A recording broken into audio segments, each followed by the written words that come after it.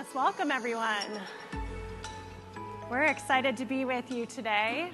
We're going to be exploring the world of high-value positions and creating a strong and resilient workforce all through the lens of skills-based employment and reskilling. So we're going to talk about how companies, mission-driven organizations, and platforms can all come together to make this happen. So when we talk about high-value positions, we're referring to positions that are worth even more than just the compensation to the position holders. So we're talking about people having a sense of purpose, having a positive impact on their communities and the environment, as well as room for growth for their personal and professional development. So we're pretty excited about that. To set the stage here, though, we're going to start with some introductions. So I'll get us kicked off. I'm going to be moderating our discussion today. I'm Amber Malone, Vice President of Engineering and Technology for Thermo King at Trane Technologies. So Thermo King specializes in designing and manufacturing temperature-controlled transportation solutions. So our best-known products are the refrigeration systems that are on trucks and trailers, and our customers use our products to deliver perishable goods like fresh food, life-saving medicines, blood, that sort of thing. I'm an electrical engineer by background, so I'm really excited and passionate about my team working on continuously innovating our solutions for higher quality, resiliency, and reliability, and efficiency. With that, I'm going to pass it off to John. We'd love to hear more about you. Absolutely. All right, I think I've got a slide deck along with my introduction here. Let's give it a second. Well, while we wait for that, I'll introduce myself. I'm John Zaleski. I go by JZ for short. I'm the Chief Operating Officer at Charm Industrial. A little bit about my background. Before joining Charm, I worked in the oil and gas industry for 20 years. Ultimately leading operations excellence across the 17 refinery circuit, and then operating a team of about 140 operators at a refinery myself. I pivoted and joined Charm earlier this year, and I'm happy to help the company grow and into the space of carbon dioxide removal. So this is what we do. We develop mobile pyrolyzers and take them out to the field edge and pyrolyze biomass. We turn that biomass into bio-oil, which is a carbon-rich oil that we inject back underground. It has the consistency and the smell of barbecue sauce.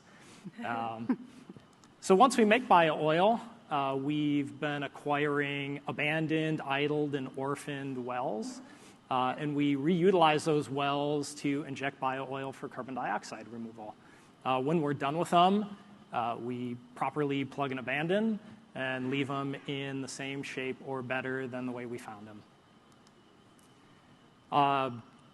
Our operating teams, across the U.S., oil and gas jobs, production jobs have fallen about 25% since their peak in the 2010s. And lucky for us, these are the skill sets in the communities in which we're operating. Companies like Chevron, ConocoPhillips, BP have all announced workforce reductions over the next year. And we're looking forward to growing our business and pivoting those workers to help us with our carbon dioxide removal business. It may be a different objective, but the skill sets required to do our work are very similar. As we grow the next few years, we're going to need thousands of workers across the company or across the country, and excited as we scale. So, thank you. Hi, my name is Mona Murshid, and I'm the global founding CEO of Generation, which is a global nonprofit. And what we do is support adults to achieve economic mobility. And the way we do that is by training and placing them in a new career. So we have been around now for 10 years, hard to believe. And we have over 140,000 graduates across 17 countries and 40 professions. And a subset of those professions are green professions. So things like heat pump installer, solar panel installer, EV tech, retrofitter. And what we very much seek to do is to take people who are unemployed. So when our learners come to us, 90% are unemployed, half of them are long-term unemployed. And then over 6 to 16 weeks, they go through our program, and then we place them in new careers, and then we track them for up to 5 years post-program. And so excited to be here today and to talk about what living wage attainment and economic mobility can look like and mean with regards to green professions. Thanks, Mona. Eric Hansen. I have the privilege of being the Chief Sustainability Officer for Workday. I lead our environmental sustainability efforts in addition to our voluntary ESG reporting. And I'm wearing 2 hats on stage here. I'll be representing the work that we do and my team does around environmental sustainability, achieving our net zero goal, in part with our partnership with Charm. We're a customer of Charm. We have long-term contracts to buy carbon removal to help achieve our net zero goal. But then our Workday Foundation is actually focused on workforce development. And so I'm going to represent some of that work that we do there. And one of our long-term partners is, of course, Generation. And so I think there's both sides that we can talk about here. Really thrilled to share more about that. For those of you who don't know Workday, Workday is the AI platform for managing people, money, and agents. That platform is used by our customers to supercharge their work, elevate people, and really move their business forever forward. We have about 11,000 global customers, ranging from mid-sized enterprises all the way to more than 65% of the Fortune 500 run some part of their business using Workday. So happy to be here. Great. Thank you very much, Eric. All right, so we've got a lot to cover today, so we're going to get started, jump right in. So we're going to set the groundwork by talking about the most critical challenge and, of course, the biggest opportunity we have, which is to create that strong and resilient workforce for our climate-focused and sustainability-focused industries. So we know we have opportunity gaps. We've got unclear or difficult pathways to get people into these careers.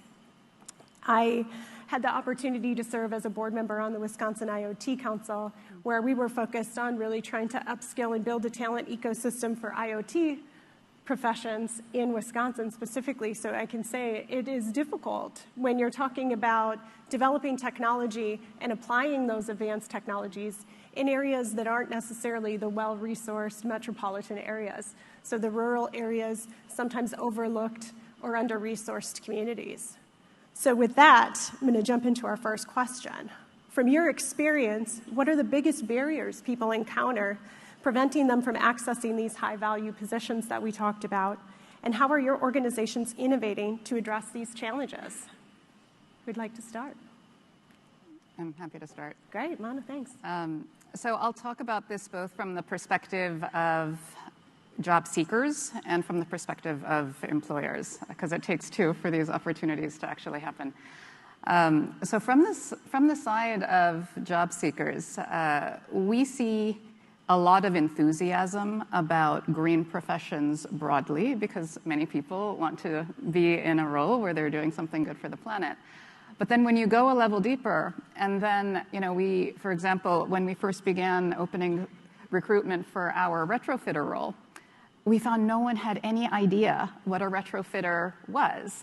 And so it was just crickets. And then it also has the word retro in it, which, brought more questions to the fore. And so part of it is, for some green professions, it's just not clear to many people because it's not a role that they've seen, that they're familiar with, that they have family members who are in.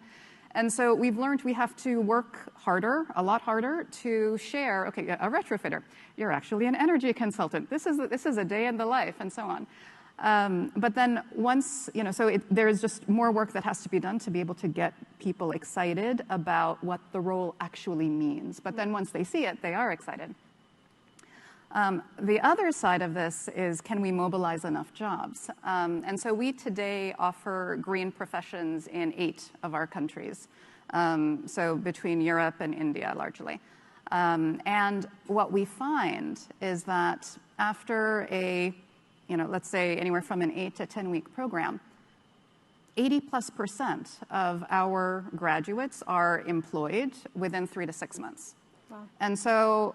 And bear in mind that when they come to us, 90% are unemployed. So in 3 to 6 months, you can see a significant shift. Also, the majority of our learners have secondary school attainment or below, or vocational attainment. And so this is a big shift. Absolutely. And then more importantly, the wages that are offered, roughly like 90% of our graduates are getting to living wage attainment within the first year of being on that job. So that's all very exciting. The part that we see, though, does need to be worked on both from employers and from employees is that once you get into the role, for several of these roles, like for example, solar panel installer, you actually have to travel quite a bit. And you go from town to town. And that may suit a certain set of people just great. It doesn't necessarily suit if you have family and community commitments. And so then, okay, so now we have to find routes to maintenance type activities. And so this is where I think we and our employer partners are figuring out which type of role with which types of activities can best support job retention over time, because not everyone is in a circumstance where they can do that. The last thing I'll say is we are also seeing that many of these roles skew male relative to female, and that's something that we are very much working on with our partners in terms of those who are applying. And we also see that it largely skews towards youth as opposed to those who are mid-career or older. But Spain was a wonderful example for us, where actually we're partnered with and have support from the Workday Foundation. We found electricians who were in the informal sector, who were mid-career, coming into our program and then getting jobs that got them to the formal sector. Like, that was really exciting to see. So opportunities for because there are many employers who are not looking favorably on those who are mid-career, very erroneously so, because they think, oh, you're just not going to learn as fast, you're not going to do this, and all of these are perceptions that are completely not based in reality. But it was terrific to see an arena where you're valued for being mid-career, and you get opportunity to move from informal sector to formal sector. That's fantastic. Thank you. I think from the Workday perspective, and actually from my personal perspective, I think there's two fundamental changes going on right now that are changing the world of work. One is the shift to widespread adoption of AI, certainly in the white-collar workforce. How do you, gather the skills to be able to utilize that shift? Then also it's the clean energy transition, right? If we're going to get to a low-carbon economy, what are the skills that we're going to need to employ those workers who want to get into that transition? What are the jobs that are going to emerge from that? And I think from a Workday perspective, we fundamentally believe, this is a skills-based approach that we need to take, rather than moving away from the traditional, job or role-based approach. So skills are more dynamic. Think, what are the right capabilities for that job installing solar panels, as opposed to just what is that job and what are the credentials that you may have, or what is the college degree that you may have. We think, focusing on those skills and then matching, both on the employer side, but on the employee side, what are those skills that role requires? How do we acquire those? How do we reskill? How do we match the right resources to enable that work? Fundamentally, that's where we think the world is heading. We have research that backs that up. We have research that shows that more than half of leaders at organizations say they don't currently have the right skills within their workforce to meet the needs of the work that they have strategically going forward. So, we think there's a real opportunity to both reskill, upskill, but then also just ensure that we're sort of matching the right workers, the right people with that work ahead. And fundamentally, it's really a human challenge, right? It's not a business challenge. How do we enable individuals, people, to have a thriving career moving forward, right? unleash and unlock human potential. That's honestly what we're talking about here. And so that's why I'm really excited about the work our Workday Foundation is doing, a long-term partnership with Generation, in part to help enable that skills transition to enable a low-carbon economy, specifically in clean energy.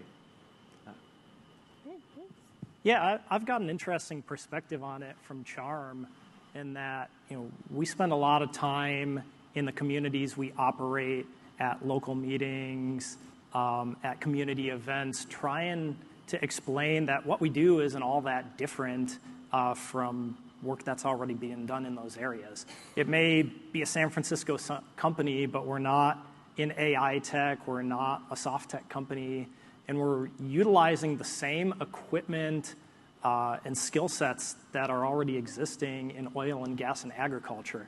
Our operators are operating forklifts, telehandlers, wood chippers. They're monitoring equipment like pumps, compressors, valves, tanks.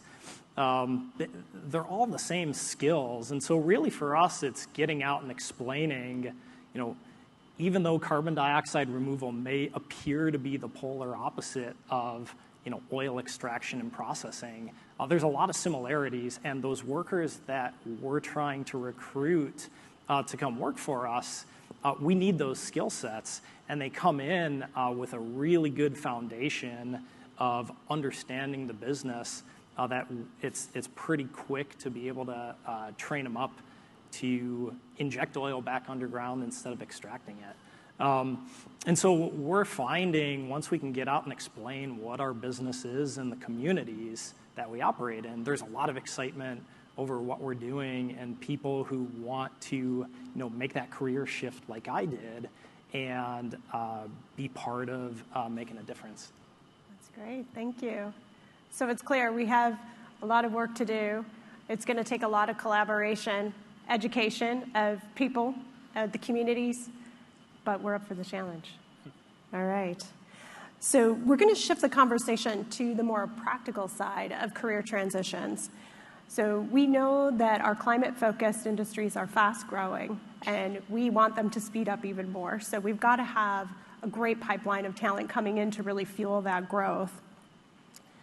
We are going to need to leverage legacy industries to pull talent from in order to create that momentum that we need. So I have a little experience from this in the engineering and technology space at TK. We've got continuously evolving technologies that we're leveraging in our products, and engineering is one of those transferable skills. Once you do it with one technology, you can easily get trained up and skilled up to do it with another technology. So we do this all the time, and within Train Technologies, we also have initiatives with tearthepaperceiling.org and things to make sure that we're opening opportunities up to all of our employees to skill up and move around. So my question for you is, how are your organizations identifying transferable skills from legacy industries? And what learning models or tech platforms have you found most effective for quickly preparing people for roles in climate-focused and sustainability-focused industries? Yeah, I'm happy to kick off kind of a continuation of the discussion. So recruiting workers that already have a good base of skills in operating equipment, we're partnering that with internal training and development, where we have well-developed procedures and processes that we can also move fast. We're using electronic platforms for procedures that allow us to share pictures and videos, but also update pretty quickly and roll out across the company so that we're doing things consistently the right way, but not overburdened on being stuck to the old methods as we learn things really fast. We can update our procedures fast, get that training through our operators very fast, and get them executing new opportunities, new issues, new ways of solving problems pretty quickly. So I found electronic procedures to be pretty effective in that space. And then having a career skills pathway internal allows people to have a defined growth path, both through operations and then on to technician and maintenance roles, where they're coming in with an important skill set, but they're also building as they continue to work with us.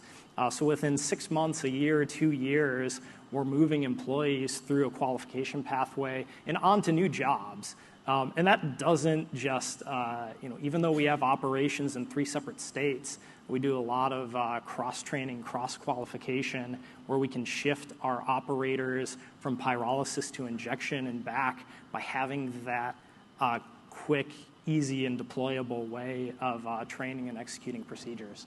That's great. Thank you.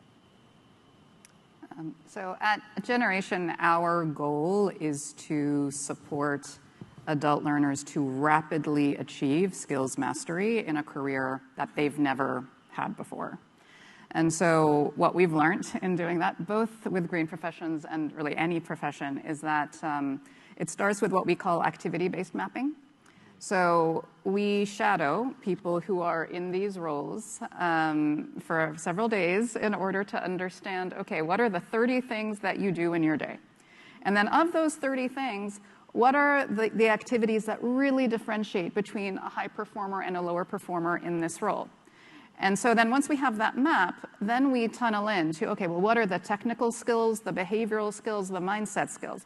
And to your point, this is a human challenge as well, right? And so then for each activity, we literally braid together the technical skill, the behavioral skill, and the mindset skill that you need to perform that activity at the level of the high performer.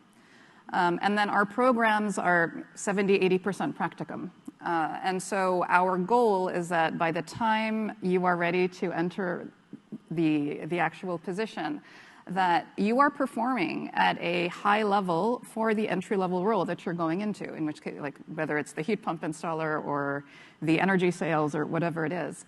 And then that continues, but here's the thing.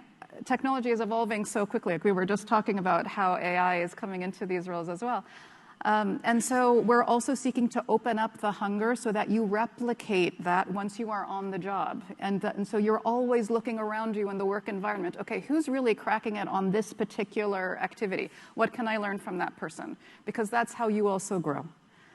So that's what we've learned. And here, and particularly with green professions, for those that are manual, we obviously have to be doing it, at the facilities of our employers or their partners, so that they're getting practice on the actual equipment that they will be using once they enter the role.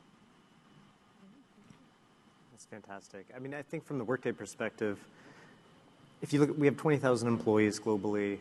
If I'm honest, we're not employing a great number of people, if any, in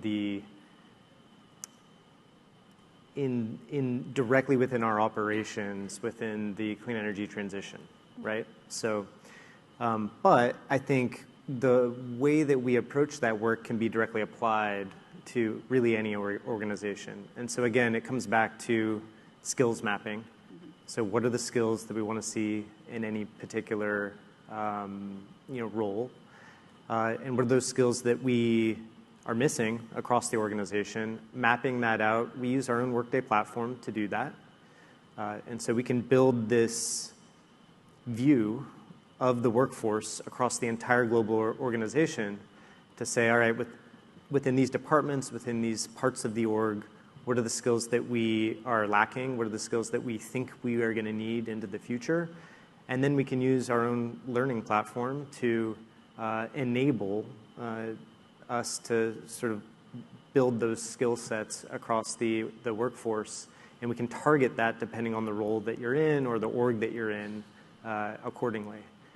And that's all available for our customers as well. Not to sell you on Workday, there are other platforms that that can do this, but it's really it can be a game changer. And then when you can apply, in our case, AI as well to sort of turbocharge that work. It really, can enable you to build that skills-based workforce and be skills first to sort of unlock and enable that human potential. Fantastic. So a lot of skills mapping and training. That's perfect. So we've explored the foundations of building thriving, future-ready workforce for the climate-focused industries and sectors. through accessible pathways, rapid upskilling and expanding, opportunities for all. So let's shift the conversation to today and why we're here, and a little bit more forward-looking. We've got an audience full of people who want to help, both online and in person here.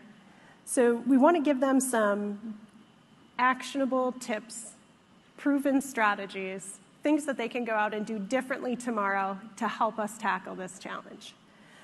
So my final question for you is really just, could you please highlight those proven strategies, tips, tricks, actions that we can take that you believe are most effective for driving the workforce resilience so that we can empower all these people to help us tackle this challenge?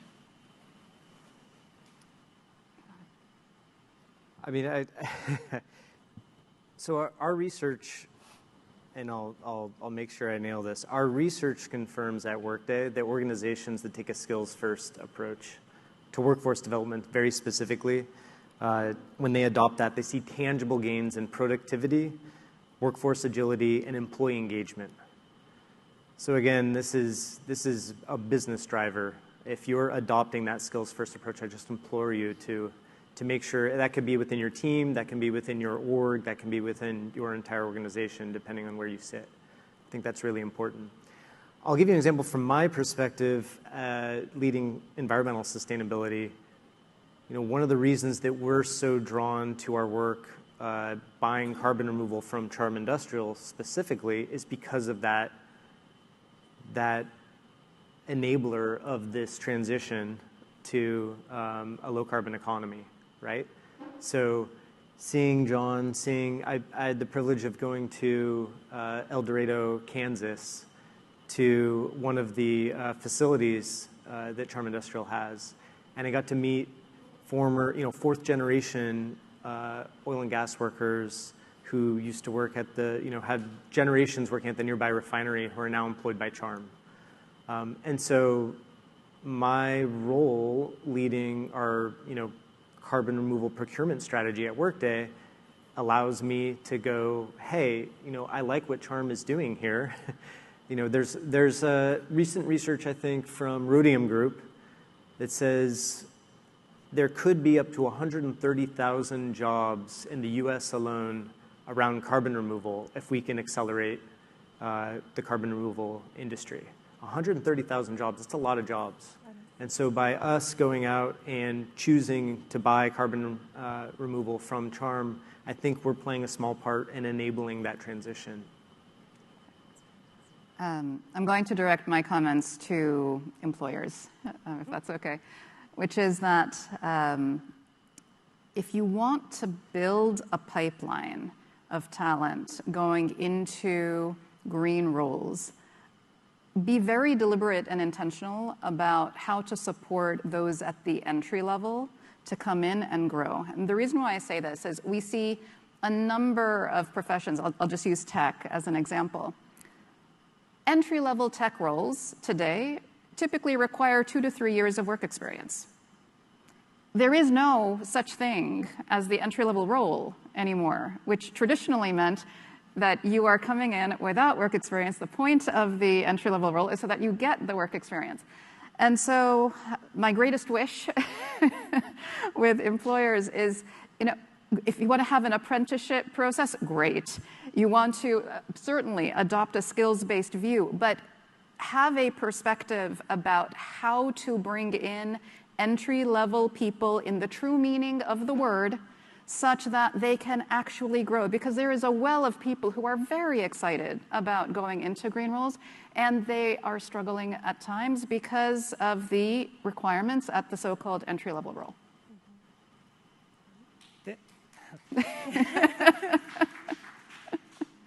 And I would wrap up with saying, green roles don't need to be politically charged, right? We have an opportunity here to create jobs. Everybody's supportive of jobs in communities, urban communities, rural communities. What we're doing at Charm, being able to plug abandoned and idled oil and gas wells, has a benefit in those communities, not only of properly taking care of those assets that have been left, but using them for carbon dioxide removal and creating jobs at the same time. I think that's something we can all get behind. If you're asking what you can do as an individual participant, if this is something you're excited about in your communities, get out there and pull for these types of jobs. Help drive the message that this can be an economy grower at the same time while having an impact on the planet. Great perspective. So one of the things I like to say to my leaders who are hiring people is hire for the will, teach the skill.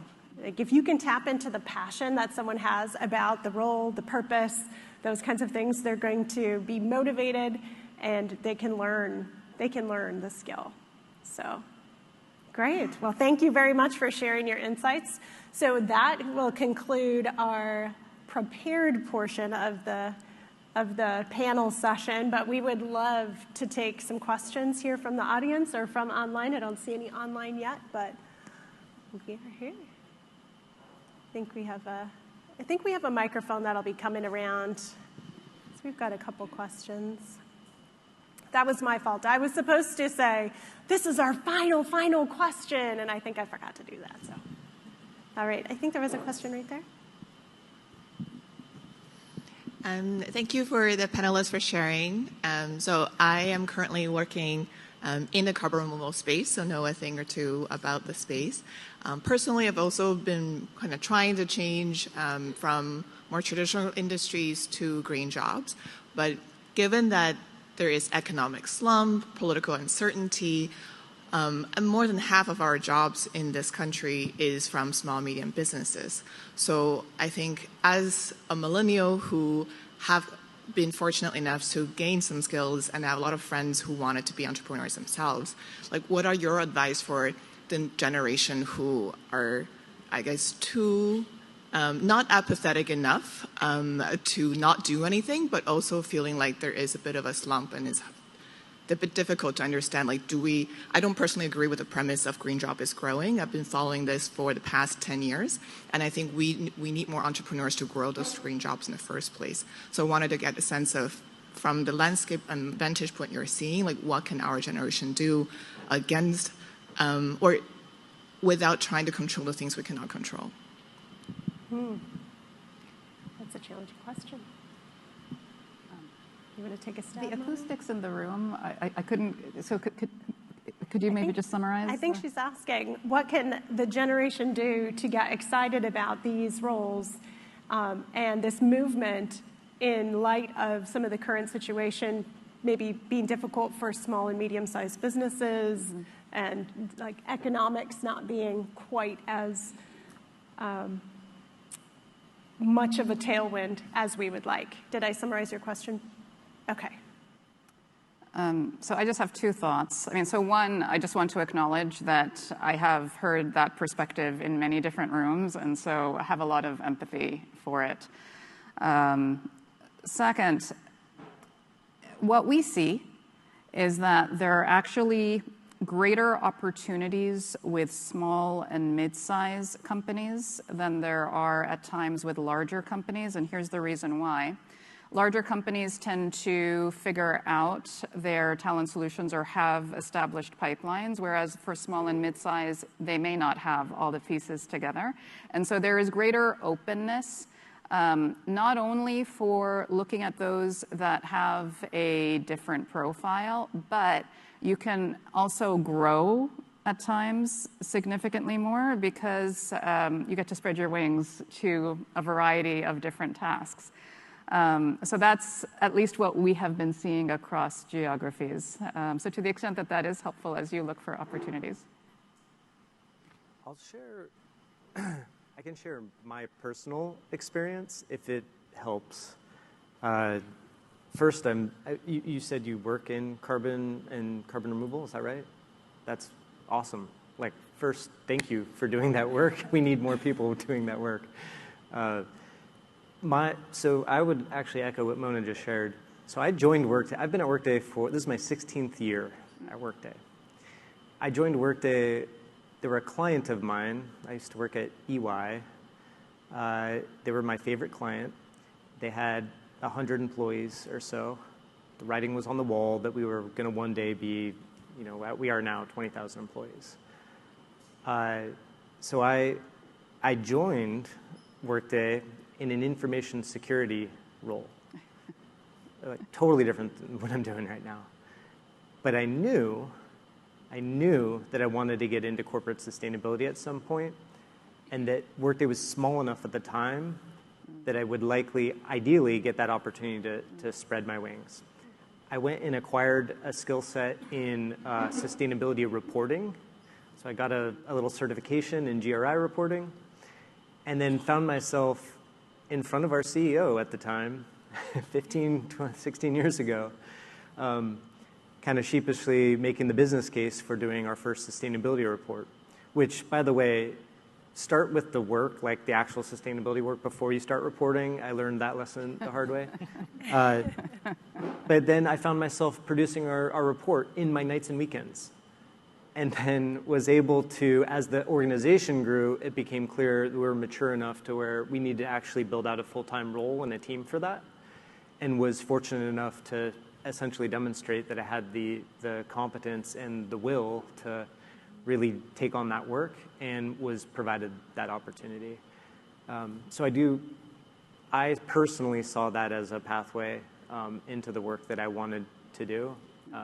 Hopefully that could be of use for you. Yeah, and I would echo that.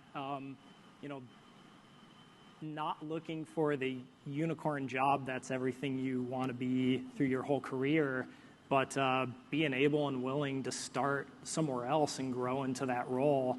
Companies like mine and all around provide those opportunities. We've got pyrolyzer operators in Colorado, who started as pyrolyzer operators. Now they're facilities leads, they're electrician leads, they're supervisors. Some of them have moved out to Kansas and Louisiana to help on the injection side. One of the nice things about working for a smaller company and in this green space where everybody's growing is you can kind of carve your own pathway. And what you'll find is where you're bringing value is probably where you're going to point your career to. So if the company's mission goal is interesting to you, and you think you can bring a skill set that helps it go in a direction that you think is going to be valuable, take that shot. That's great. If I could add something here, I want to make a quick plug for larger companies. Trane Technologies, we've got about 40,000 employees worldwide, and we definitely have a strong sense of purpose in terms of our climate-focused initiatives, and there's a lot of opportunity to come in and make a difference there too. So I think the flexibility and opportunities are not just in the small and medium-sized companies. I think if you find the right larger companies that have that purpose, I think it gives you a lot of opportunities as well. All right, you had a question.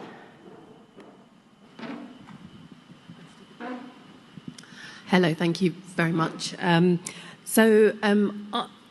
I work at the Centre for Public Impact, and we have a kind of climate programme, and a lot of our work is around the reimagining government. And so I was really curious about your comment, Mona, about the ways in which there are some groups that are kind of underrepresented, and that we need to pay kind of greater attention to ensuring that kind of growth in this space is kind of inclusive. And I was just curious about any kind of recommendations or kind of key levers that you think that we should be kind of considering in order to ensure that this is kind of there's inclusive growth in this space. Yeah. So I would say a couple of things. It starts with being able to clearly describe what the roles are and what you do on a daily basis and what is required to get there. So very much the skill-based methodology, right? You cannot assume that, particularly with all of these new roles, that someone can conjure up in their head like what the thing is. It also matters when, we often have a strategy that we call learners like me, right, or workers like me, which is that you also see people who come from similar background, who also have a secondary school degree or a vocational and have managed to get into this role and are thriving. So it's really important to be able to show that very visibly, so that people feel, okay, there will be a community and that there is a path for someone who looks like me to have successfully entered. And then it also matters how people are apprenticed and supported once they are in the role. And so that they feel that they are in an active learning community, and that they have sponsors and mentors, and there is someone looking out for them, and so on. So all of these things are what enables greater opportunity across all the swaths of the currently unemployed or job seekers or entry level to succeed, so that there's opportunity for everyone. I think those are great points. The other thing I'd like to add is something that you all talked about, is the skills mapping and the skills-based focus on looking at who might want to come into these roles. It's something that I'm pretty passionate about as a female engineer. I didn't necessarily grow up taking apart engines and things like that, which is a story that a lot of other engineers have. But I had different stories about building Barbie houses and building, right? And I think if you're willing to look differently at those activities and really look at the skills that are built with those activities, you can give more opportunities to people who really have the passion and some transferable skills. You just didn't look at it that way before. And I think it's another way that we can make sure that we're giving opportunities to all. I know you had a question.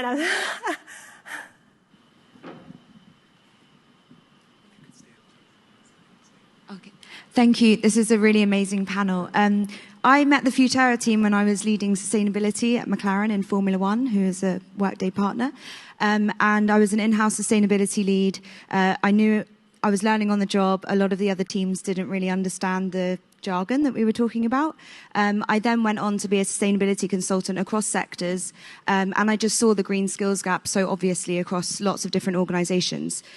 So I've now founded a business, Sustain Futures, which has done the green skills mapping for typical departments across businesses. And I have about 10 messages a day from young people. So my question is, what advice can we give them? Because they're anxious. They think that they're going to be replaced by AI. They have no idea where to start. And on LinkedIn, there's over 100+ job applications for every link that they send. And they're spending days rewriting their CV, using ChatGPT to write cover letters. And they're applying for 3 or 4 jobs a day, which is a full-time job in itself. So the skill is resilience there. What practical advice can we be giving these young people? I feel really responsible to help them. So in your opinion, what practical advice can we be sharing with these people? Thank you. Any thoughts? I have several, but would you? Okay. So first of all, again, lots of empathy. This is a very widespread phenomena across the world right now. Do not use AI for your cover letter and your resume. Just don't do that. Because then everyone starts sounding and looking the same. And once you get to that situation, then, then the applicant tracking systems, are doing their job, and there is also AI in that, right? And so essentially, so that is just in terms of how you put yourself forward. I think second, often, on the side of the young person, there are often now phenomena where you're just applying to everything, right? Don't apply to everything. Like, apply to the things that you actually have a fit for or are really passionate about. And there may also need to be time investments that you make in terms of, okay, so let's say that you want to go into this career, you've had no exposure to it.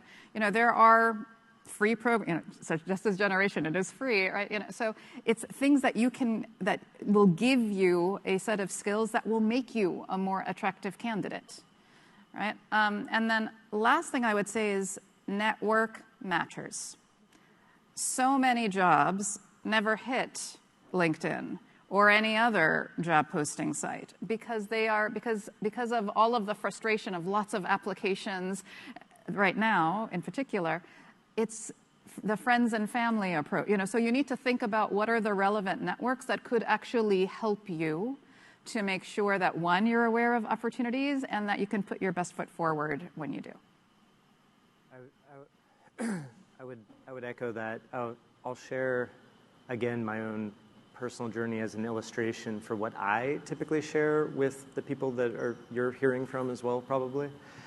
On that side of sort of identifying what are the skills that you need to fulfill that role that you want in the future and figuring out how to build that.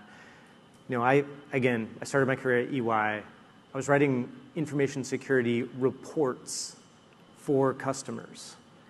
And meanwhile, I wanted to get into corporate sustainability, and at that time, this was, the mid-2000s, so a while ago, 20 years ago, the idea of corporate sustainability reports were just emerging. And I went, I have a skill writing these information security reports for a public audience.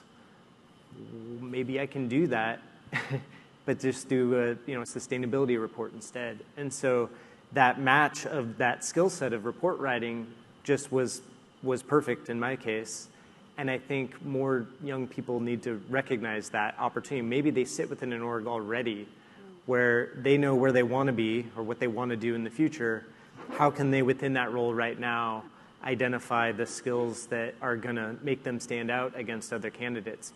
I'll add one more thing, which is, and I'll give you a real-world example. So we have, at Workday, on our platform, we have the ability to create gigs within the organization, right? Short-term, 4-week to 6-week, part-time jobs, essentially, across the org. And so then what we did, and my team did, for an example, is for our sustainability report, we still have a very small team, small but mighty team. They're fantastic. We need a little help. So what we did is created this gig to help write portions of our sustainability report. And then who stepped into that role? Someone from our content marketing team who writes blogs and content for a public audience, right? So she had that skill set already, and we said, this is a great match. She wanted to build her ESG reporting skills and put that on her resume and eventually get into a career there. So we were able to bring her into this gig and help create our sustainability report. So I think there are a lot of opportunities like that where young folks should keep in mind that you may, within your existing role, have that opportunity to lend yourself to those skills to the role that you want in the future. Can I just piggyback on that really quickly? Because we got inspired at Generation by Workday doing these gigs. And so this was like 2 years ago or something. And so then we started offering gigs at Generation. And so these are, so it's typically like a couple of hours per week, but they can go on for several months. And this is also how, so we've had someone in our communications team working with our curriculum and instruction team. We've had, someone from our office team working with our tech team and so on. And it's just been a great way to get exposure to different people, different tasks. And sometimes, you're not going to like the gig. And so that's useful to know. That role was not for you. So this is, it's a very useful way to get a taste. And so if you are at an employer where this is something that could be tested, by all means, try it out, because it can be useful either way.